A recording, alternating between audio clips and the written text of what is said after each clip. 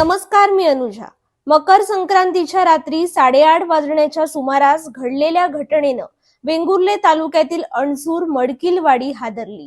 पोटच्या गोळ्यानेच आपल्या जन्मदात्या 65 वर्षीय आई वासंती वासुदेव सरमळकर यांचा बंदुकीची गोळी झाडून खून केला।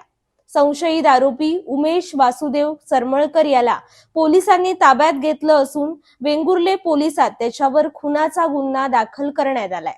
वासुदेव सरमळकर यांनी वेगवेगळ्या बँका व बचत गट यामधून कर्ज काढलं होतं।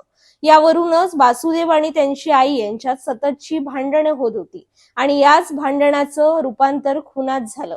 मकर संक्रांतीच्या रात्री आई वासंती सरमळकर अंगणात खुर्चीवर बसलेली असताना आरोपी उमेश सरमळकर याने आपल्या घराच्या छपरावर चढून बंदुकीने अंगणात बसलेल्या आपल्या आईवर गोळी झाडली। ही गोळी वासंती सरमळकर यांच्या छातीला लागल्यानं त्यांचा जागीच मृत्यू झाला। आई आणि मुलाचं नातं हे जगातील पवित्र आणि अतूट तसंच भावनिक बंधांनी जोडलेलं नातं असतं, परंतु अणसूर येथील घटनेनं या पवित्र नात्याला काळीमा फासलाय आणि घडलेल्या घटनेनं सिंधुदुर्ग हळहळलाय।